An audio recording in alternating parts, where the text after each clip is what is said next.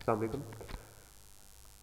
इससे पहले लेक्चर में हमने यूनिटी का ग्राफिकल यूज़र इंटरफेस देखा था कि मतलब यूनिटी का जो ग्राफिकल यूज़र इंटरफेस है उसके इंटरफेस में कितनी चीज़ें हैं और हर चीज़ को किस तरह यूज़ कर रहा है, और इसकी लेआउट को देखा था हमने।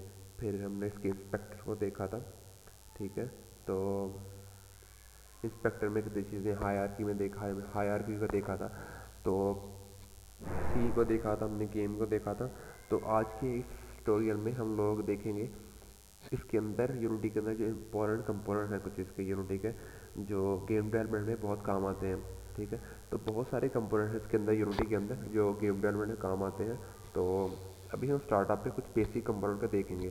फिर जैसे जैसे हम लोग गेम डेवलपमेंट करते रहेंगे वैसे वैसे हम लोग साथ साथ कुछ एडवांस कंपोनेंट को भी देखते जाएंगे।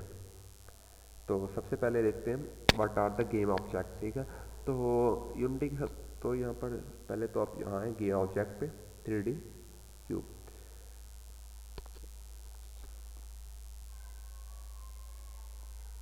तो ये लेक्चर में तो यहाँ लिखा हुआ है every object in your game is game object. तो इसका मतलब ये है कि आपकी गेम की यानी यूनिटी के अंदर, ठीक है, या यूनिटी के अंदर आप जो चीज़ बना रहे हैं, गेम बना रहे हैं, गेम के अंदर जो भी चीज़ें यूज़ होंगी उसे कहते हैं गेम ऑब्जेक्ट। जैसे कभी मैंने ये क्यूब ऐड किया है, ठीक है, ये गेम ऑब्जेक्ट है।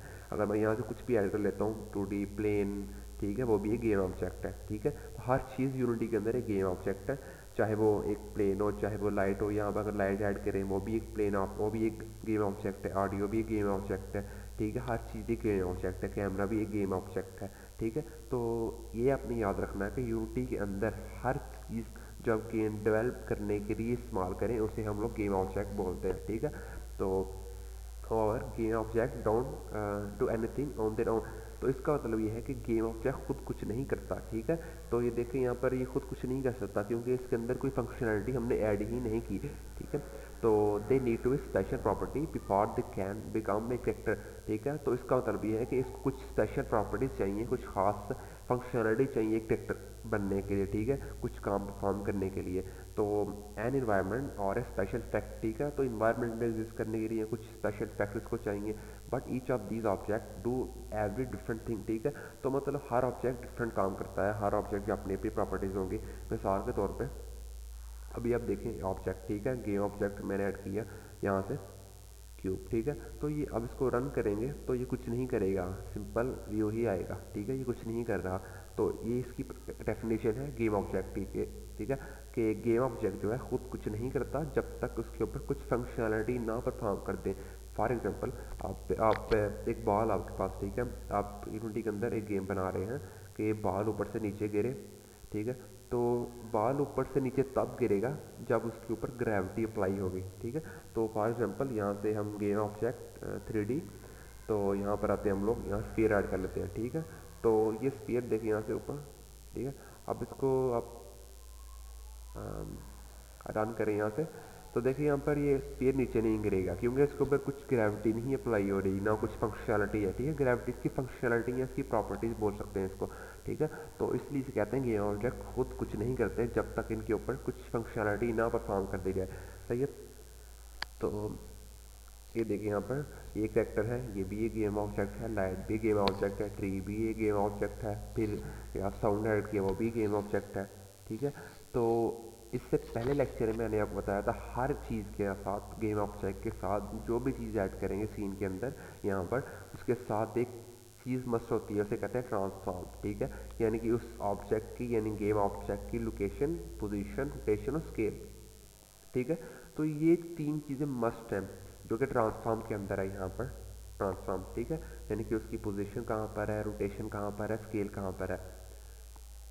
स्केल मतलब साइज क्या है उसका। ठीक है, game object and it's component, every game object has at least one component. ठीक है, तो मैं ऑलरेडी बता चुका हूँ हर गेम ऑब्जेक्ट का एटलीस्ट एक कंपोनेंट होता है, उसे कहते हैं ट्रांसफॉर्म, यानी कि उसकी पोजीशन, स्केल और रोटेशन। ठीक है, तो अब कुछ बेसिक कंपोनेंट्स के अंदर आपको बता चुका हूँ, वो बताता हूँ थोड़ा सा। ठीक है, अब इसके अंदर तो देखिए, तो यूनिटी के अंदर ना बहुत सारी फंक्शनलिटी है। यूनिटी एक बहुत बड़ा फ्रेमवर्क है, ठीक है, यानी कि बहुत बड़ा सॉफ्टवेयर है, इसके अंदर बहुत सारी फंक्शनलिटीज़ हैं। तो उनमें से एक फंक्शनलिटी है फिजिक्स इंजन बोलते हैं इसको, ठीक है। तो असल में इसके अंदर ही फंक्शनलिटी है फिजिक्स इंजन की, यानी कि यूनिटी के अंदर आप लोग किसी भी गेम ऑब्जेक्ट के ऊपर, किसी भी चीज़ के ऊपर फिजिक्स ऐड कर सकते हैं, ठीक है, इसलिए बोलते हैं इसको फिजिक्स इंजन। यानी कि आपको यूनिटी चीज़ों के ऊपर फिजिकल इफेक्ट ऐड करने देता है, इसलिए बोलते हैं फिजिकल इंजन। यानी कि वो प्रॉपर्टीज़ जो कि आपको कुछ फिजिकल एक्शन परफॉर्म करने की देती हैं, वो सारे के सारे यूनिटी के अंदर हैं, और उसको एक चीज़ फ्रेमवर्क का नाम दे दिया गया है, उसे कहते हैं फिजिकल इंजन, ठीक है। यानी कि फिजिकल इंजन एक होल नाम दे दिया गया है जिसके अंदर फिजिकल प्रॉपर्टीज़ हैं, ठीक है। अब वो प्रॉपर्टीज़ देखते हैं, जैसे कि 3D फिजिक्स है, कोलाइडर है। अब ये इसको हम डिटेल से देखेंगे, ठीक है। अब ये फिक्र नहीं करनी कि ये चीज़ें क्या हैं, कोलाइडर क्या है, कोलाइडर ट्रिगर क्या है। तो फिलहाल अभी हम इसके नाम देख रहे हैं, उसके बाद हम इंशाल्लाह इसको डिटेल से हर चीज़ को देखेंगे, ठीक है। तो अभी हम यूज़ कर लेंगे इसमें से रिजिड बॉडी, सही है। तो यहाँ पर आए हम लोग, अपने स्फीयर पे क्लिक करें, उसके बाद आप यहाँ पर आए ऐड कंपोनेंट, यहाँ पर फिजिक्स, उसके बाद रिजिड बॉडी, ठीक है।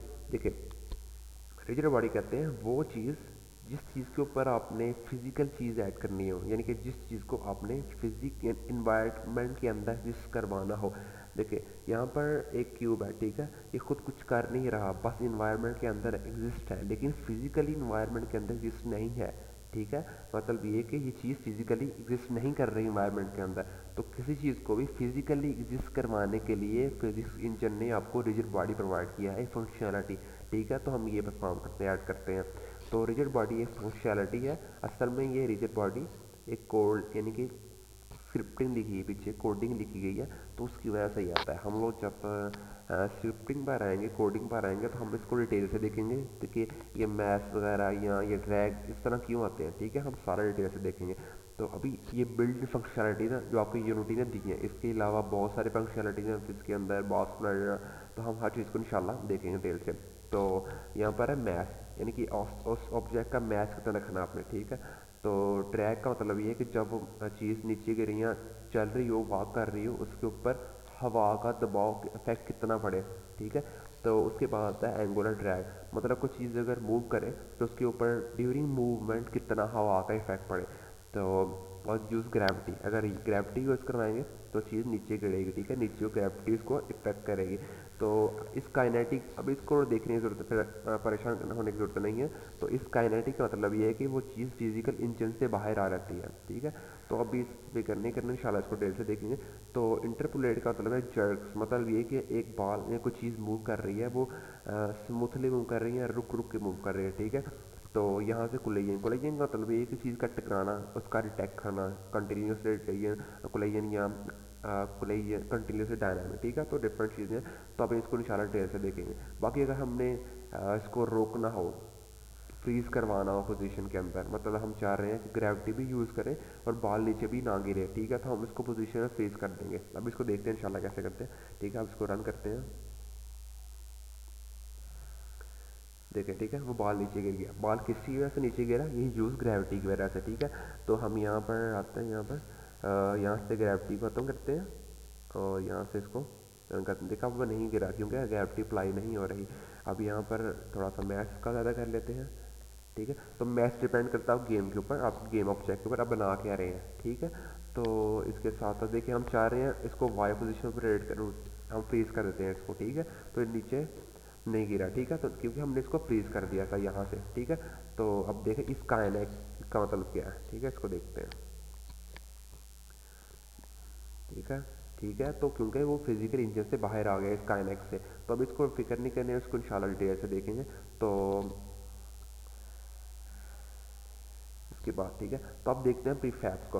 तो प्रीफैब्स कहते हैं इस टाइप ऑफ एसर बोर्ड, ठीक है। एसर मैं आपको ऑलरेडी पिछले लेक्चर में बता चुका हूँ। एसर कहते हैं एक फोल्डर को, ठीक है, जो कि यूनिटी ने आपको दिया हुआ है एसर फोल्डर, जिसके अंदर आपकी सारी चीज़ें आती हैं गेम ऑब्जेक्ट बनाने के लिए, रिसोर्सेज होते हैं, इमेजेस वगैरह, पिक्चर, वीडियो, ऑडियो, जो भी चीज़ें आप यूज़ करेंगे सारी की सारी एसर फोल्डर के अंदर होती हैं, ठीक है। तो कहता है प्रीफैब जो है इस टाइप ऑफ एसेट की तरह ही होते हैं, ठीक है, ए रीयूजेबल कंपोनेंट। तो प्रीफैब्स कहते हैं असल में, प्रीफैब क्या होता है कि एक रीयूजेबल कंपोनेंट बना दिया जाता है कि आपको बार बार एक गेम ऑब्जेक्ट बनाने की जरूरत ना पड़े। फॉर एग्जांपल आप एक गेम खेल रहे हैं, उसके अंदर एनिमी होती है, ठीक है, जो आपको शूट कर रही होती है। तो एनिमी ये नहीं होता कि आपने बार बार एनिमी क्रिएट करनी होती है, ठीक है, आपने बार बार आप एनिमी बनानी होती है। तो आप क्या करते हैं, उसका प्रीफैब बना लेते हैं, ठीक है। प्रीफैब क्या करता है, ऑटोमेटिकली एक दफ़ा प्रीफैब बन जाता है, तो बार बार आप प्रीफैब से को ही कॉल करते हैं, तो आपके कंपोनेंट यानी कि गेम ऑब्जेक्ट बनता जाता है, एनिमी बनती जाती है, ठीक है। तो इसका फ़ायदा ये रहता है, फॉर एग्जांपल अभी हमने यहाँ पर एक क्यूब बनाया, ठीक है, ये स्फीयर बनाया, हमने उसके ऊपर फंक्शनैलिटी ऐड की, रिजिड बॉडी की। अभी मैं यहाँ पर जाऊँगा, एक नया क्यूब ऐड करूँगा, फिर इसके ऊपर अलहदा से उसकी अलाइनमेंट अलहदा सेट करूँगा, फिर अलहदा से इसको मैं ऐड कर फिजिक्स से ऐड करूँगा रिजिड बॉडी। तो इसका ड्रॉबैक मतलब बंदा स्लो काम हर स्लो रहता है, आपको हर चीज़ को बार बार फिजिक्स ऐड करनी है, यानी कि बार बार उसके ऊपर फंक्शनलिटीज़ ऐड करनी पड़ेंगी इसके ऊपर। तो इन चीज़ों से बचने के लिए हम इसको प्रीफैब में रख सकते हैं, मतलब ये कि एक गेम ऑब्जेक्ट के ऊपर, ठीक है, सारी फंक्शनैलिटी ऐड करने के बाद उसको हम लोग प्रीफैब के अंदर रख देंगे। फॉर एग्जांपल आप एक ह्यूमन करेक्टर बना रहे हैं, ठीक है, तो आपका ह्यूमन करेक्टर जो है वो वॉक करता है, तो शूटिंग भी करता है, तो जंप भी करता है। आप चाह रहे हैं आपको आप एक नया करेक्टर बनाते हैं, तो अब ये तो नहीं होता कि आप बार बार सारी फंक्शनलिटी उसके ऊपर ऐड करते हैं, बार बार सारी कोडिंग रहता से ऐड करते हैं। तो आप उसको प्रीफैब में रख सकते हैं ताकि एक दफ़ा बना लें, बार बार उसको यूज़ कर लें, ठीक है। तो अभी हम देखते हैं किस तरह हम लोग प्रीफैब को यूज़ कर सकते हैं, बना सकते हैं। आप यहाँ पर एसेट के ऊपर राइट क्लिक करें, क्रिएट न्यू प्रीफैब, ठीक है, यहाँ पर लिखते हैं स्फीयर, स्फीयर, स्फीयर, ठीक है। तो अब यहाँ से स्फीयर को उठा के प्रीफैब में रख दें, ठीक है, वो आ गया। तो अब यहाँ से इसको डिलीट कर दें। अब ये आपके पास स्फीयर है, और सर शायद ये स्फीयर उठाना है हमने, स्फीयर प्लेस, ठीक है। तो स्फीयर अब यहाँ से दोबारा इसको कर लेते हैं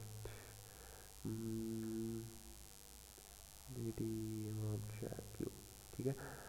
तो आपने ये स्फीयर उठाना है, ये वाला उठा के इसके अंदर रख देना है, ठीक है। रखने के बाद देखें आप यहाँ से इसको डिलीट कर दें, ठीक है। अब ये प्रीफैब बार बार यूज़ करें आप जहाँ मर्जी। देखिए प्रीफैब के अंदर ऑलरेडी रिजिड बॉडी ऐड है फंक्शनलिटी, अब एक और रखें, देखिए उसके साथ भी ऑलरेडी रिजिड बॉडी ऐड है, ठीक है। अब बार बार सबके ऊपर ऐड करने की जरूरत नहीं पड़ी आपको। देखिए इसको रन करें, तीनों के ऊपर सेम इफेक्ट आएगा, ठीक है। देखा इसका ये फ़ायदा होता है। तो हमने बार बार तीनों के ऊपर हमने रिजिड बॉडी ऐड नहीं की, एक दफ़ा इसके स्फीयर के ऊपर ऐड कर ली, इसका ये फ़ायदा रहता है। अब देखिए यहाँ पर राइट क्लिक करें, अभी वो नेक्स्ट लेक्चर में इंशाल्लाह दिखाऊंगा, तो अभी फिलहाल इतना, ठीक है। तो नेक्स्ट में देखते हैं अभी इसके अंदर एसएस स्टोर, ठीक है। तो एसएस स्टोर एक बहुत बड़ा यूनिटी के अंदर समझ फ़ायदा हमें दे दिया हुआ है। एसएस स्टोर कहते हैं एक वेबसाइट कहते हैं, यानी कि एक समझ एक साइट ऐसी बना दी हमें कि जहाँ पर यूनिटी के अंदर लोगों ने यूनिटी के लिए छोटे छोटे प्रोजेक्ट बना दिए हैं, कुछ फ्री हैं कुछ पेड है, कि अगर आपने कुछ गेम बनानी है तो कुछ अगर समझ लिया आपने ह्यूमन फैक्टर बनाना है, ठीक है, तो आप लोगों को मतलब ह्यूमन फैक्टर बनाना नहीं आता, 3D मॉडलिंग नहीं आती, तो आप इस स्टोर वेबसाइट है यूनिटी की, वहाँ से डाउनलोड कर सकते हैं ईजिली, ठीक है। तो नेक्स्ट लेक्चर में इंशाल्लाह सिखाऊंगा किस तरह हम लोग डाउनलोड भी कर सकते हैं, इसको यूज़ भी कर सकते हैं, ठीक है। तो अगर आपने यूज़ करना हो इसको तो आप यहाँ पर आ जाए, लिखें यूनिटी एस स्टोर, ठीक है।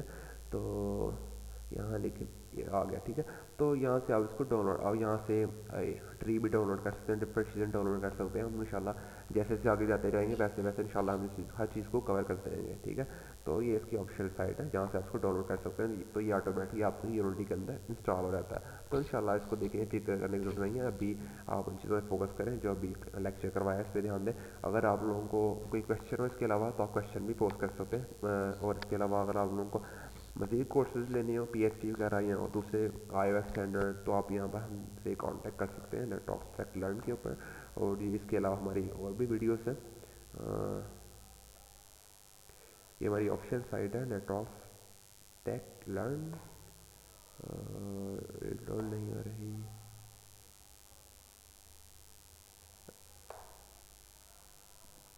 अभी ये रीलोड नहीं हो रही, तो इसको दोबारा देख लेते हैं। नेटवर्क ठीक है, तो होगी रीलोड, ठीक है। तो ये हमारी ऑफिशियल साइट है जहाँ से आप लोग हमारे कोर्सेज ले सकते हैं, जावा के, हेडोप के, सी प्रोग्रामिंग, यूनिटी, लिनक्स और पीएचपी के भी, और उसके अलावा एंड्रॉयड के भी, और कुछ वीडियोस भी हैं। इसके अलावा आप वहाँ से वीडियोस भी देख सकते हैं। और ठीक है, तो आप कांटेक्ट भी कर सकते हैं हमसे, और ये ईमेल आईडी पर आप कांटेक्ट कर सकते हैं, मुझे इन्फॉर्मेशन चाहिए कोर्सेज के बारे में। Thank you.